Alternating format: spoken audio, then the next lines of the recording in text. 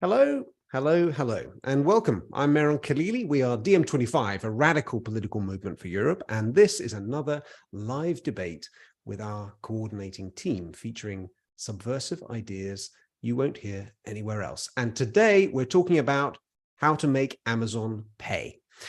Amazon is a company that emits more CO2 than 3/4 of the world's countries combined. And last year, its emissions actually rose by 18%. It's a company that recently cut its workers' wages in the middle of a cost of living crisis, while it made record revenues. $121 billion it made in the second quarter of 2022. It's a company whose warehouse conditions have been condemned by rights groups and workers for years with adjectives like grueling and unsafe. It's a company that actively suppresses workers' efforts to organize for better conditions. It's a company that doesn't contribute. It paid no income tax in Europe last year and instead was given 1 billion euros in tax credits. What this planet-trashing, tax-dodging, union-busting corporate giant does matters to us all because its bad practices drive down standards everywhere. So here's that phrase that I often find myself using in these calls. What can we do about it? Well, the good news is that for the third year running, a global coalition of trade unions and political organizations, including us here at DiEM25, will stand together against Amazon on Black Friday. That's this Friday, 3 days from now. We're organizing a day of action with strikes and protests around the world to call for an end to Amazon's squeeze on workers, communities, and the planet. So that's the subject of today's call. What have we learned from previous organizing efforts against Amazon, and how can we use Amazon's global presence against the company to support these campaigns across borders? And what does the fight against Amazon tell us about our struggle against capitalism more broadly? Our panel, including Daniel Kopp, who's our special guest today, who's coordinating the Make Amazon Pay campaign, as well as our own Yanis Varoufakis, and our team of campaigning and policy experts will be weighing in on these questions. And you. If you've got thoughts, comments, questions, rants, concerns, things to get off your chest, then please do put them in the YouTube chat and we'll put them to our panel. Let's kick off with Daniel. Over to you. The floor is yours. Thank you so much, Mehran, and thank you for having me on the panel today. And I'm glad to speak to all of you and those who are watching. For those who don't know about the Make Amazon Pay campaign, I think it makes sense to go back around 2 years to explain a little bit where it's coming from, its motivations, its strategy, and its very ambitious goal of making Amazon pay. In May 2020, the Progressive International, of which DiEM is a founding member, was founded with the very lofty ambition of uniting, organizing, and mobilizing progressive forces. And already back then, it was clear to us that Amazon would be a prime target to sort of fill that lofty ambition with life. Why Amazon? First, it was a particular moment during the pandemic when brick and mortar stores were closed and Amazon had this explosive growth. It essentially became, an essential service to many people who couldn't go to stores. While at the same time, it was treating its workers very badly. They weren't given adequate protective equipment and masks. Many of them actually died of COVID during the pandemic. So there was something brewing at the time. And obviously Jeff Bezos, famously became the richest person during the pandemic. So it was a very symbolic target to test out proper transnational organizing. But then at the same time, we already saw that a lot of organizing was going on in different spheres and in different geographies, right? So we said, why not bring all of these organizations, whether that's the established trade unions, other workers' organizations like Amazon Workers International, climate groups, tax watchdogs, citizens groups that are fighting against, the construction of Amazon warehouses in their neighborhoods, and consumer organizations together under one umbrella and have them take action on one joint global day of action. So with this in mind, we brought together this coalition. We had them draft a set of common demands that we want to win essentially from Amazon as part of this campaign. And we organized the first Global Day of Action on Black Friday in 2020 to, I think, major success. We had coordinated strikes and actions in 15 countries. We had lots of different, people taking action in support of striking Amazon workers. We had a super good digital strategy. Our videos went viral. The Make Amazon Pay hashtag till this day is used by people to kind of voice their grievances towards Amazon. So I think this was a really good good start and showed that the coalition is more than the sum of its parts. A year later, we organized another Global Day of Action. I think what was remarkable about that one was not just that it was geographically more broad, so we had actions in around 20 countries, but also its depth. So we organized all the way down the supply chain, for example, with garment workers in Bangladesh and Cambodia that are supplying Amazon directly and that actually weren't paid during the pandemic. So it gave this whole another dimension to sort of the Amazon struggle.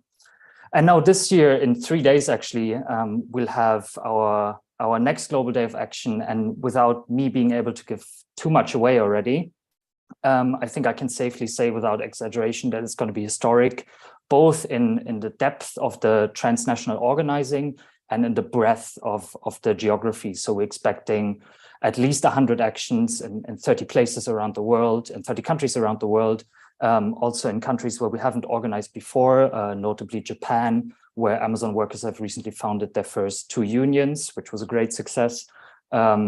And so I'm excited for the day, and I would ask everyone who's watching this and who's excited about the campaign to check out our website, makeamazonpay.com, where we have all the actions that are happening listed on a map, and to join those actions. And if they can't join those actions, to organize their own and make some noise on the day.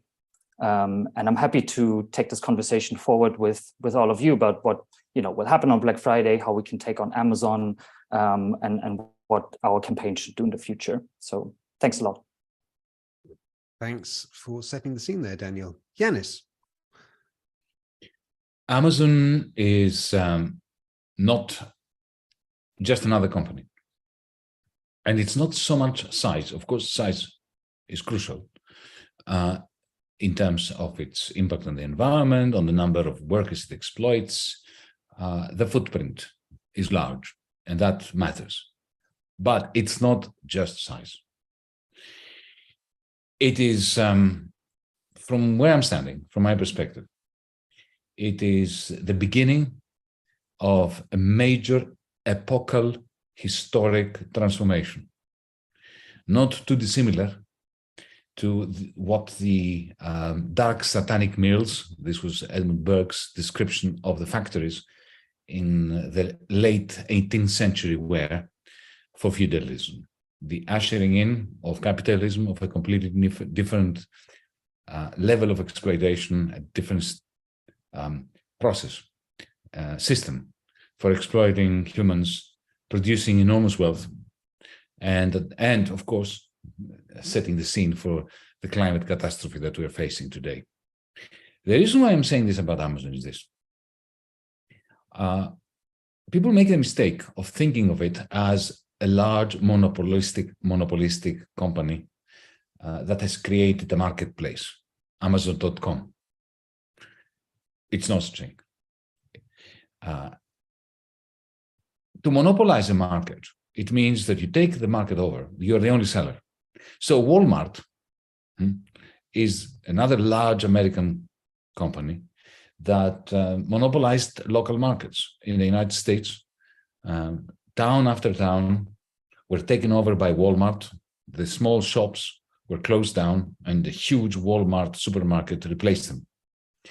That was monopolization of an existing market. Amazon.com is a very different beast. And let me explain why it's very different. The moment you enter Amazon.com, you exit capitalism. Because think about it. You exit the marketplace. Amazon.com is not a marketplace. Things are being sold. There are buyers and there are sellers, but it's not a market. For a market to be a market, you need to have a common space where there is interaction, at least between buyers, even if there is one seller, right? There is interaction between buyers. You walk to a market town, let's say that the market town belongs to one person. Again, you and me, we're walking down the street, we're seeing the same things, we can comment on what it says, we can even stage a consumer boycott. We can decide, you know what, we're not going to buy from this bastard who owns this market town. But the moment you enter Amazon.com, you have no communication with anyone unless the algorithm that belongs to Jeff Bezos brings you together under circumstances chosen by the algorithm that belongs to Jeff Bezos. So you've got sellers who have no access to you, the buyer, directly, but only through the algorithm. You've got buyers. If you and I, if all 5, 10 of us, however many we are on this call, if we, as we speak, imagine we were to log on Amazon.com. I'm not recommending that we do it. This is, imagining. If we were all, Daniel, Daphne, Julia, David, Judith, Dusan, me, Amir, yeah? If we all logged on and we typed in something, find me a nice book, each one of us would be directed to a different book, to a different item. It is the equivalent of us walking down a market street, side by side, turning our eyes to the same spot and seeing different things. And what we see is determined by the owner of the algorithm, of the digital space, the digital fiefdom, because this is not a marketplace, it's a fiefdom. It goes back to a kind of feudalism, where only it is a digital, technologically based feudalism. So we've got 3 types of exploitation happening within one company. There are the people like Chris Smalls, who organized magnificently the union in New Jersey, at Staten Island, right? It's a very small union, but it's a huge success story that he managed to do it. Still, it's only a drop in the ocean of what needs to be done to organize Amazon proletarians, people working in the warehouses. These are the standard proletarians. They're being exploited like proletarians have been exploited throughout the world. And they're not exploited more than other proletarians. I mean, there are other companies that pay less than Amazon, for instance, and whose conditions in the warehouse or in the slaughterhouses are even worse. But what makes Amazon especially evil is this combination of 3 types of exploitation. I just described one. They are proletarians. Those proletarians, each one of them has a gadget on them. It's a little machine connected to the same algorithm that you and I tap into when we log on to Amazon.com. The difference is that in the warehouse, that little device monitors the movements of the worker, makes the worker pick and pack fast, speedily, okay? And it resembles anybody who's seen Modern Times by Charlie Chaplin, the clocks of the machine that drive the proletarian around until the proletarian is driven insane. Now that is no longer science fiction. It's not Charlie Chaplin movie. It comes in the form of a device with the software of Amazon. That's one. A second type of exploitation. The capitalists, small-scale capitalists, medium-scale capitalists, and some large capitalists that produce the stuff that are being sold on Amazon.com are like vassal capitalists, like the vassals under feudalism, in the sense that they have to pay 30% of any revenues they get to Amazon, to the algorithm, to Jeff Bezos, 30% fixed. So that's rent. That's the equivalent of ground rent, as in feudalism. That's not even capitalism, right? So you have vassal capitalists being exploited, and of course the wage labor that works for those vassal capitalists that produce the stuff that is being sold on Amazon.com. You have the proletarians working in the warehouses and the drivers and so on. And then you've got the consumers. Now, I don't know if you are familiar. Some of you have heard me speak about this before. I don't know whether you're familiar with Alexa, the little device sitting on your desk, produced by Amazon, which is sold to you as a mechanical slave, a digital slave. And it does lots of things for you. They're a very capable assistant. Google has its own, Apple has its own, Samsung has its own, Amazon has Alexa. Now, Alexa is connected to that same algorithm, driving the workers in the warehouses, deciding whose vassal capitalist products you will be looking at when you go into Amazon.com. It is driving Alexa. Alexa does things that you order it to do, like switching on lights, switching off lights, ordering milk, ordering books, organizing a schedule, and so on. But what it really does, connected to this cloud algorithm, cloud-based capital, I call it, cloud capital, I call it, it trains you to train it to know what you want before you know that you want it, and to give you good suggestions for books, for records, for music, for gadgets, for things that surprise you because they're so good. So the next time it recommends something, you are already preconditioned to like the recommendation. Okay? And it's the same algorithm that effectively sells this to you and drives the proletarian that picks and packs it for you. That degree of control by one algorithm of three kinds of exploitation of the consumer, of the vassal capitalist, and of the proletarian in the warehouse, operating at the level, as we said right at the beginning, and Daniel made this point very well, of the big ecological footprint of destroying the planet. So you've got universal maximal exploitation of people and planet. That is the Amazon model. Of course, there are other companies that are emulating. There's Alibaba in China, which is a direct copy, carbon copy of Amazon. There are national ones that are springing up, regional ones, regional versions of Amazon. But Amazon is the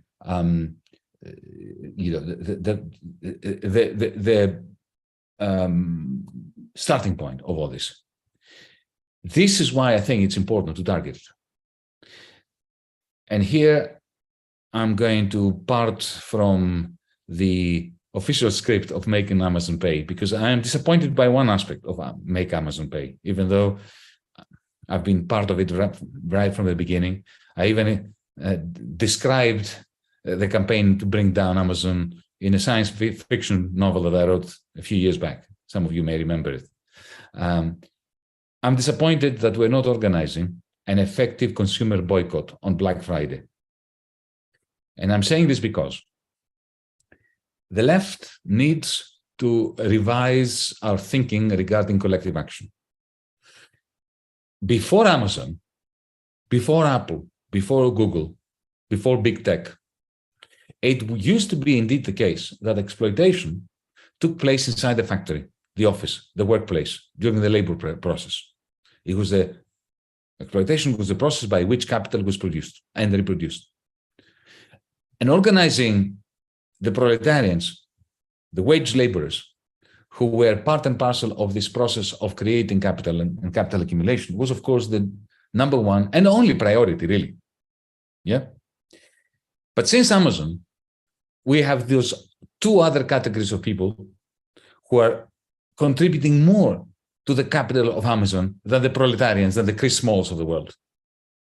These are the vassal capitalists, the small-scale producers producing stuff as capitalists, but vassal capitalists, and millions of people out there who write reviews for Amazon, who enter Amazon.com and contribute their own psyche to Alexa, to know and to exploit. Through hard work, people do a lot of hard work on Amazon.com and don't even realize it. Simply by visiting, by buying, by writing reviews, by reading reviews, and so on, they are contributing to the capital of okay. Those people are not on trade unions, and they cannot never be unionized because, they're me and you watching, entering Amazon.com on their phones, tablets, laptops. They must be organized.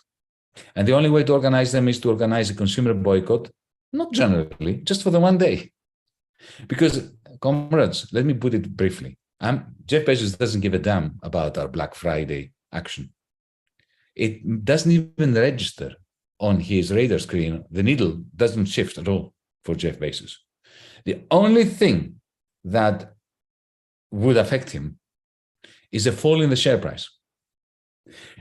There will be no fall in the share price, even if a significant proportion of Amazon warehouses don't work well for one day because of the strike. It's important that we have this rolling strike from Vietnam to Bangladesh to Germany to New Jersey to Seattle. This is crucial. What we've done in the last few years is essential, but there has to be, I would love to have, 20%,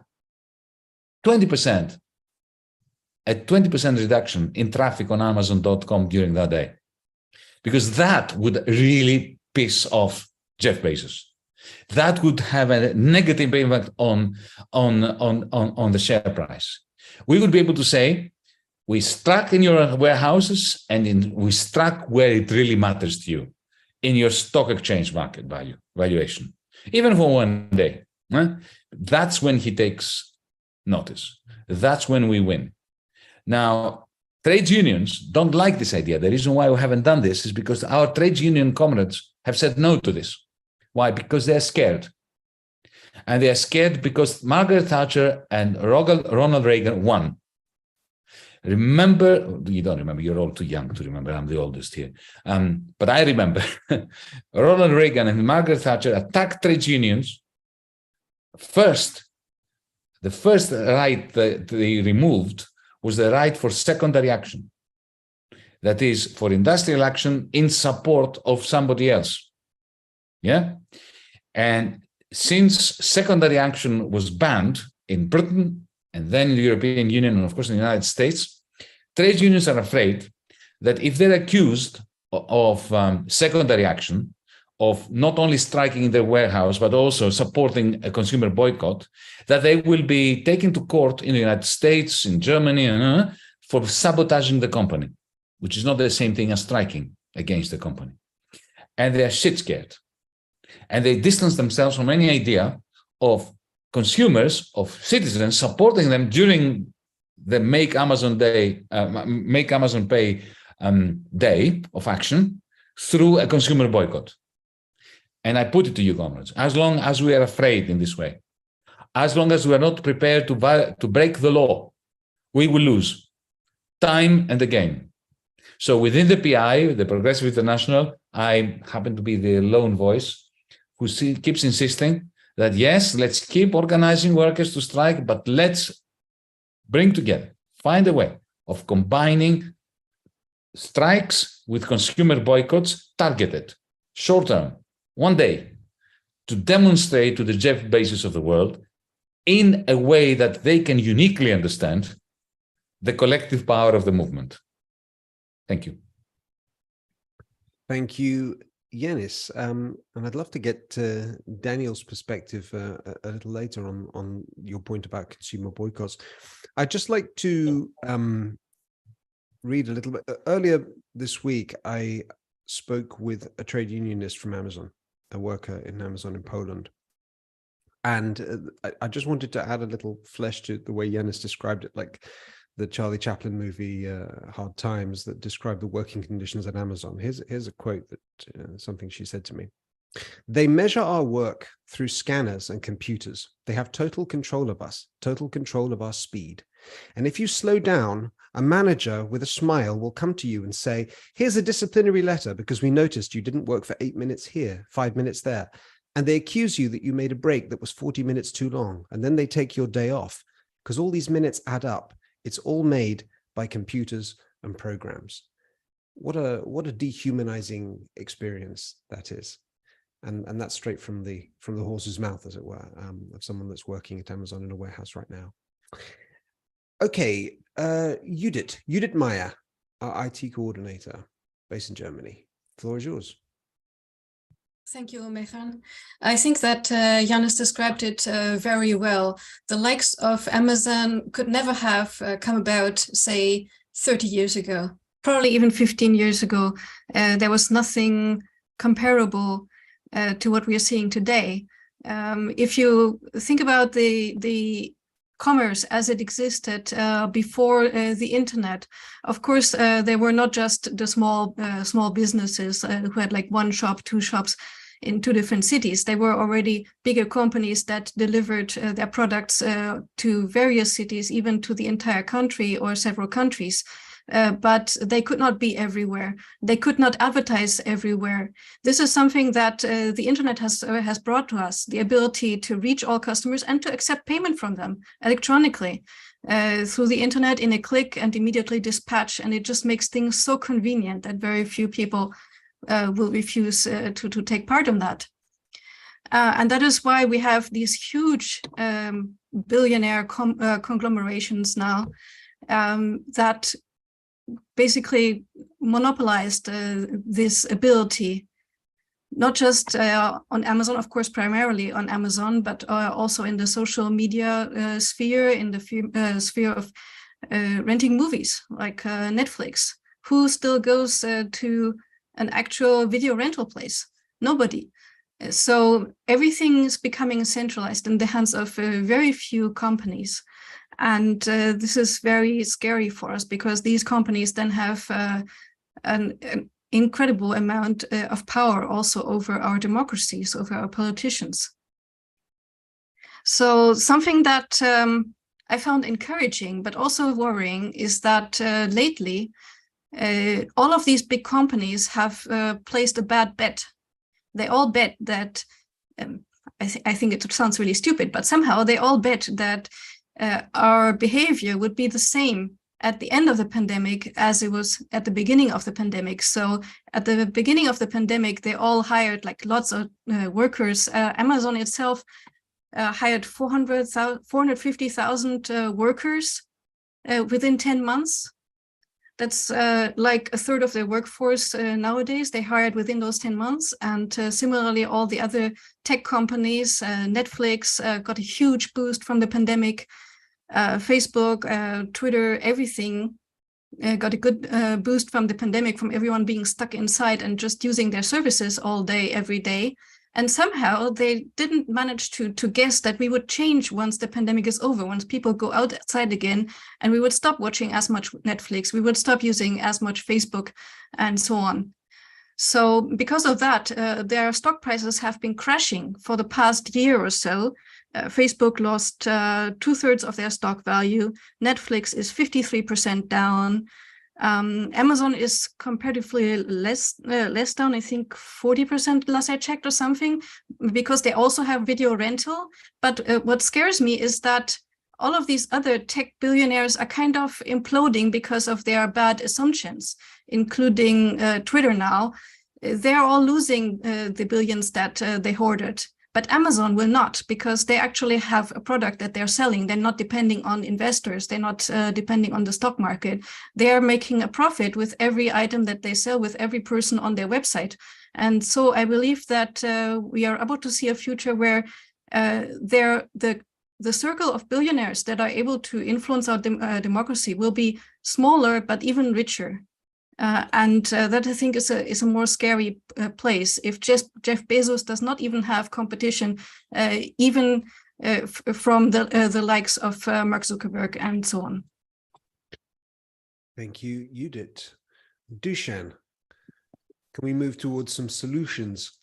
Yes, but first let me point out what pisses me the most. So yes, we are probably slaves to the techno-feudalism system and FANGs group, which is Amazon part of. So Facebook, Amazon, Apple, Netflix, and Google.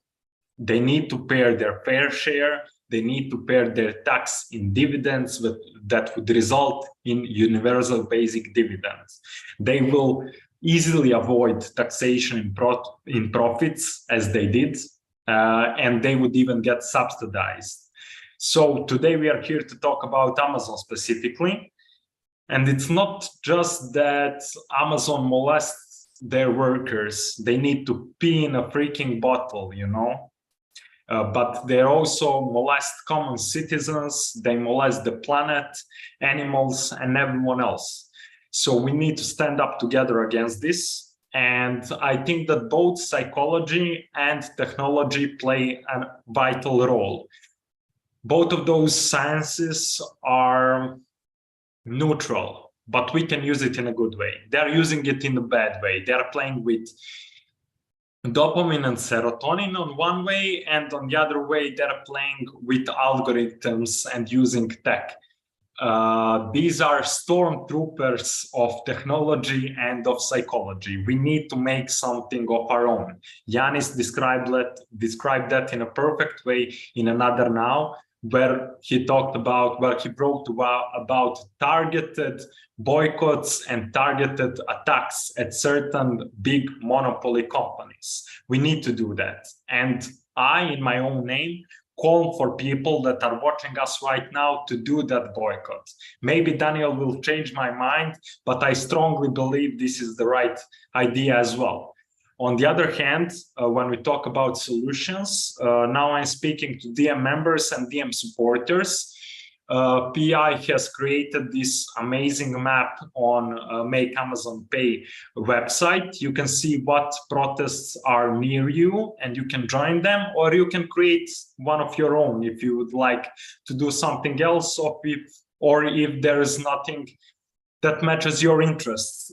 So I created a forum thread on this and Mattermost thread. All of our members know about both of these platforms, and they can write to me directly if they need help with ideas, with the structure, with the organizing. So this is a message for our members. If this doesn't piss you off enough, this Amazon molesting of everyone and everything basically, and if this doesn't leave you from your comfortable chair, I'm wondering what will. So please get up and make this effective. And on the other side, to those viewers out there who are not our members yet, I don't know what's stopping you. Join us and make Amazon Pay and help us to finally bring down the oligarchy. Please put the link in the chat and we will see you on the streets. Thank you. Thank you, Dusan. dm25.org/join is the link, and you can jump into the forum threads that are available to our members, discuss.dm25.org, to take actions further. Two quick comments from the chat. HE says inflation is doing is organizing a Black Friday boycott for a lot of us. Fair enough. And a question from KD. Unfortunately, Amazon makes money not just from selling objects, but also from renting servers and infrastructure, so that every organization needs Amazon in the end. How do we fight that? Reference to Amazon Web Services. I mean, Amazon in many ways is like the backbone of the internet. Please factor that also into your comments. I'd like to bring Daniel back in for his reaction to some of the things he's heard so far. Daniel. Yeah, just on Yanis's point, which is very well taken, obviously. I personally would be happy to see a consumer boycott, although I would maybe call it a digital picket line on Black Friday. My question is rather who should call for it, if the trade unions can call for it, and who would be most effective at calling for it. So for instance, this year we're working with an organization that is called Gen Z for Change, which is essentially young TikTokers in the US that launched a while ago in solidarity with the Amazon Labor Union, a pledge called People Over Prime, where they got TikTokers with a combined following of 50 million people to refuse to monetize their videos with Amazon content. That was so powerful that the company, it was all around the media, and the company had to respond because obviously they're courting influencers to sell their products, and Amazon is also becoming one of the biggest advertisers on the internet. So maybe it's not the Make Amazon Pay campaign as such, maybe it's not the trade unions who should call for it, but those people who have actually the most direct line to consumers, whether that's TikTokers, whether that's Twitch streamers, right? Like Amazon recently bought Twitch and overnight changed its revenue model in its own favor, and so Twitch streamers are also pissed. So maybe it's different type of organizations that can actually organize effectively something like a digital picket line on the day. For the moment, as the Make Amazon Pay campaign, we're not calling for it, but who knows what the future will bring. Thank you, Daniel. If I could just react to that also, if the goal here is to attack Amazon's share price, there are also other ways. I mean, whistleblower campaigns, hacktivism. You saw what happened with Eli Lilly's share price, just because some enterprising person took advantage of the chaos of Elon Musk's Twitter takeover and tweeted out that insulin was free. Something very small, targeted correctly, can sometimes make a big No, impact. I'm sorry. I'm going to have to disagree with this. Go ahead. I'm not against that, but it's not instead of. The consumer boycott is crucial. I like the idea of calling it digital picket line, Daniel. The digital picket line is crucial to organize the masses Okay, everything else, what you're suggesting, Maren, may be a very good guerrilla tactic. It can only involve one person, right, or two people. But what we really must do is find ways of bringing together the hundreds of millions of people who are exploited in different ways, but by Amazon, and to bring them together. So workers, the proletarians, strike in the warehouses. The consumers join a digital picket line. Now, if we can have hackers that can, do what you suggest, that's a nice thing to have in addition, not instead of the mass organization. As for your question, Daniel, who should organize it? The Progressive International. You cannot ask the trade unions to organize a consumer boycott. It's illegal. But it's not the trade unions that organize Make Amazon Pay. It's the Progressive International. It's the PI. So the PI can do two things. In association with trade unions, organize their trade unions to strike, which is what we're doing already. And then with the TikTokers, with the Facebookers, with people out on the street, I think it's important to have a physical presence, not just a digital presence.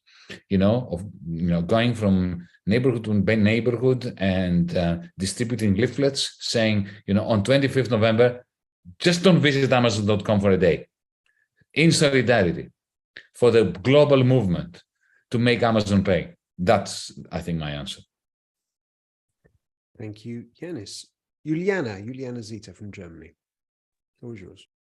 Thank you, Mehran. I want to stick with that point for a minute because I agree that the consumer boycott would be important, and also because when we think now Amazon has a lot of workers, but I remember I saw a documentary like 2 years ago, and I don't remember what it was, but essentially it was about how these companies try to have less workers and to replace them with robotics, to replace workers much more. So I think at some point, in the future, and that can be like in a few decades, you might have a company like Amazon that has just the lowest number of workers that they actually need, and that most of things would happen by robots, by, I don't know, flying drones and bring packets. That sounds like sci-fi at this point, but then even more consumers would be kind of the pressure that you can build against such a company, because only and I agree with that, that this is what they are mostly scared of. And also when you see in reality, when Amazon started, it started like, I think it was a book selling platform. And at the beginning, it was the bookshops who called to not buy books at Amazon and to go into your local bookstore. And now we don't have the local bookstores anymore. I know in the city of Frankfurt, where I grew up, we had a lot of bookstores, and now you have like one big, like a chain company that has bookstores in every city, but you don't have those local shops anymore. So I think there is also a problem in reality with, not with people not being able to maintain their business anymore. And if you see what Amazon sells, I don't know, maybe the algorithm thinks I'm a very cheap person, but I only get like my recommendations are like really stupid stuff, like really cheap products, like, which is even worse carbon footprint if you think that this is just stuff that you buy and that would break after 2 days. So I have no motivation to buy at Amazon because it's really not good products. But I think that reality, real life, has to fight back against these online companies. And I think it's in the interest of little business owners, it's in the interest of also consumers to also question what they're buying there, to do such a boycott. And yeah, that's what I want to add, like a little thought to that. Thank you, Juliana. Dusan, we bring it back to you. I just remembered my favorite strategy and my favorite and, in my opinion, most successful campaign that happened, which is SHAC, Stop Huntington Animal Cruelty. So what they did is they pressured the company directly, but they also pressured their partners, sponsors, and so on, and calling for them to stop business with that Huntington company. So we can do the same for Amazon.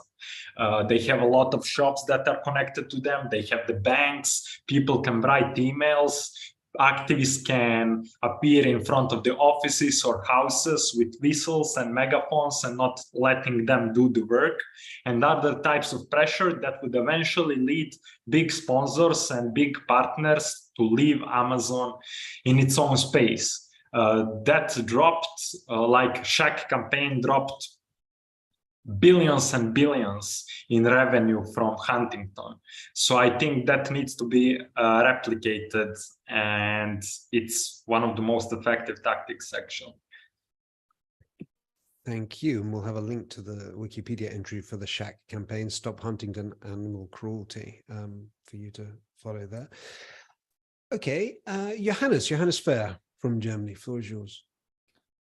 Thank you all for the contributions, and I want to pick on a little more on why actually all you out there should also be getting involved this Friday into the Make Amazon Pay campaign. I spoke and had an interview with an Amazon worker from Germany, close to Hamburg, which will come out on our German Meta25 YouTube channel on Friday, so subscribe if you understand German. And the most interesting thing he actually said to me was, or the most impressive thing, and why I also, again, understood how important it is to organize this campaign globally and transnationally, is how also the workforce in Germany, when they were trying to set up a union on the ground in their warehouse, which was quite difficult because, of course, the company tries everything to prevent that. They had to actually translate the ballots and the voting papers and information into 17 languages, because that's was the amount of languages the workers in the warehouse are actually speaking. And I think it will be very important on Friday that we now, after this campaign is already running for the third year, that we'll make a step forward and become even closer to the masses that we have been already speaking about in this call. So very concretely, if you're in Germany, for example, in Bremen, we will gather at the main train station at 1:30 p.m. on Friday, just as an example, or here in Berlin, where I am, we'll gather at the U-Bahnhof Warschauer Straße at 6 p.m. on Friday. On the website, you can find many more dates on makeamazonpay.com. And if you're still wondering, it's not only to support actually the workers, because we don't only want to make Amazon Pay its workers because it's squeezing the workers. We also, and this is from the flyer that the comrades here in Berlin have been sharing with us, the Amazon workers that are actually organizing for the Friday strike and protest. It's also squeezing our communities because it has already been mentioned, it's not paying its taxes. So we also want to make it, the company pay its fair share of taxes. And it's also squeezing our planet, has been mentioning before. So we want to also make Amazon Pay for the climate. So it's not only if you're interested in workers' rights, it's also if you're interested in tax justice, in climate transition. All those people should come together in this campaign. I wanted to point this out and hope to see you on the streets. Thank you, Johannes. Julia Moore from the UK. Hi, thank you, Mira, and hello, everybody.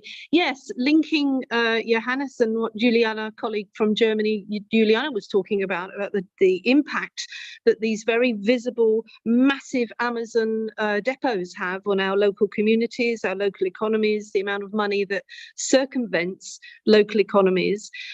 This means that there's activism for everyone. And I would urge, as Johannes is urging, and Dushan, Daniel's urging activism for Friday, I would urge people to really step up to the plate and use this as a force of activism, because there are so many levels for this, and we have a campaign that can fit any of those levels. And as Johannes has just said, the impact on local businesses, and I think taking Johannes's point about the trade unions, we've clearly got some equivocation with trade unions not backing certain forms of action because there's legal constraints. There are massive impacts that are happening on local economies, and local economies are going to be the mainstay of our general drive of climate change, of keeping things local, carbon footprint, etc. So we really would urge people to make connections with local businesses. If our members are local business traders, we would love to get to know you and talk to us, and we can work on a campaign for all of us. These Amazon depots are massive buildings on our horizons. I can only speak for the UK, but if you live close to one, you will know the impact that it's had on your local landscape and your local impact. So I would urge people to get in touch with us. You know how to get in touch with us globally, European-wise, and certainly for the UK, and we can help you and be involved with your campaign locally. Thanks.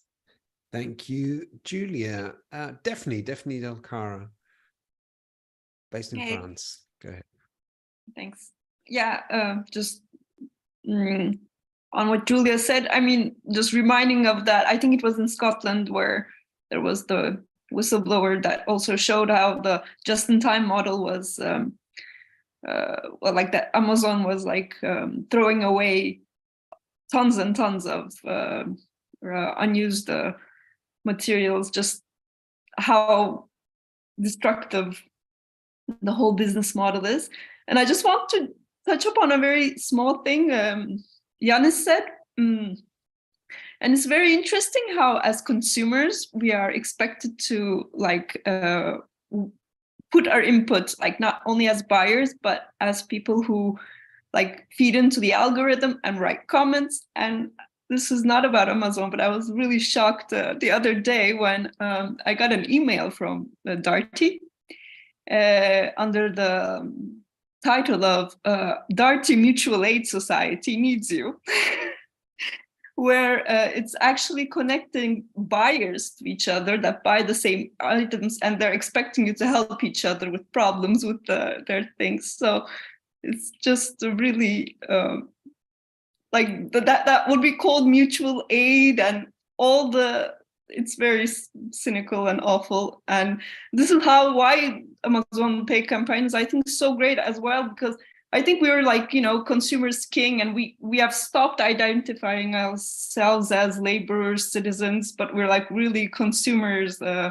in this world. And just it really kind of revisualizes what it is as a company all around the world, and how it exploits and how it operates, and just kind of maybe opens up the curtain and like, let us see the horrible entrails, see how the sausage is made, if you like. Yeah, so thanks. Thank you, Daphne, for your comments. Amir Kiai, our policy coordinator. Thanks, Mehran. I'm just, obviously echoing everything was said before, and very short intervention regarding, to think about where Amazon is going and what it's trying to do. And only, for example, in 2021 alone, that's the most recent data that we have. Amazon donated to over 660 US state and local candidates, for example, and another 460 US-based trade associations, NGOs, and social welfare organizations. So you can see that sort of the spreading of the behemoth in that way, and ownership over the politicians that, quote unquote, are representing the public. And of course, there's also expansion of Amazon in other areas of life. Amazon is involved in relief aid, for example, during natural disasters. Amazon is involved in state building by securing government data of the Ukraine, for example. It's building homes in Washington, D.C.